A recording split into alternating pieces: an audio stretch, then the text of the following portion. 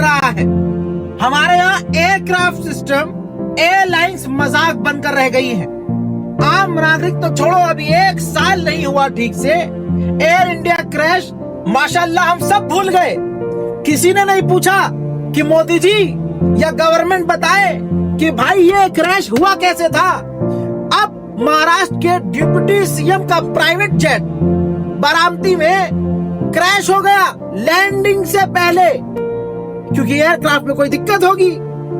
ऐसा तो हो नहीं सकता कि आसमान से तीर आया, जहाज पे लगा और जहाज क्रैश हो गया। दोस्तों 5 सवार थे, 5 मारे गए हैं, चाहे उनकी सिक्योरिटी हो, 2 क्रू हो, पायलट हो, प्राइवेट जेट तबाह और बर्बाद। एक सीएम, डिप्टी सीएम, उनकी जान की ये कीमत है। अब आप कहेंगे रजा भाई इस पर भड़क क्यों रहे हो? अरे भाई हमारे देश में देखो ना, पलक झपकने से पहले दूसरा एयरक्राफ्ट की खबर आ जाती है कि भाई ये भी क्रैश हो गया। जो तस्वीर आ रही है जिगर को छलनी करने वाली है भाई। इतना खतरनाक क्रैश, इसमें बच पाना तो किसी का भी नामुमकिन था। दोस्तों अब जो भी बात है, अब सोचने वाली बात ये है जिस पर ध्यान आपको देना होगा। अरे भाई ये कत्ल किए जा रहे हैं, ये नेताओं को मरवाया जा रहा है, या ये हादसे जानबूझ के किए जा रहे हैं? ये हादसे हैं कि हमले? जरा सोचिए, बिपिन रावत क्रैश में मारे गए, अहमदाबाद दुर्घटना, जहाज दुर्घटना, वो हुआ मामला तो कई देश के मुद्दों से ध्यान लोगों का भटक गया।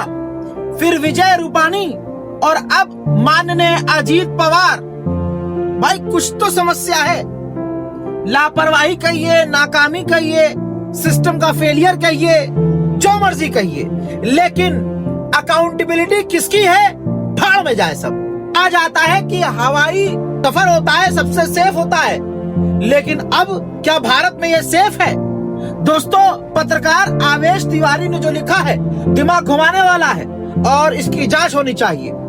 आवेश तिवारी बता रहे हैं कि अजीत दादा जिस एयरक्राफ्ट के क्रैश होने की वजह से मरे हैं, मैं उसी को इन्वेस्टिगेट कर रहा था। जिस विमान लेयर जेट 45XR ने उनकी जान ली, वो तो मुंबई एयरपोर्ट पर महज 2 साल पहले सितंबर 2023 में बुरी तरह से दुर्घटनाग्रस्त हुआ था, जिसमें 3 लोग घायल हुए थे। उसकी रिपोर्ट ये लगा दी है भाई ने। ये देखिए जो जानकारी मिली है कि जिस ऑपरेटर VSR वेंचर्स का ये जहाज है, वो पुराने रद्दी किस्म के विमानों को VVIP ड्यूटी में लगवा देता है। दिल्ली के महिपालपुर में इसका ऑफिस है और कई बार फोन कर चुके हैं, ना मालिक फोन उठा रहा है यानी कैप्टन रोहित, और ना इनके ऑफिस का कोई बंदा फोन उठा रहा है।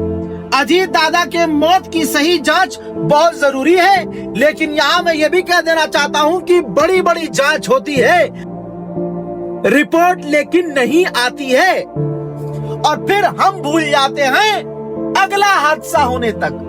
फिर जब अगला हादसा होता है हम फिर से हैशटैग चलाते हैं, मोमबत्ती जलाते हैं और उसके बाद अगले हादसे के लिए फिर से सो जाते हैं।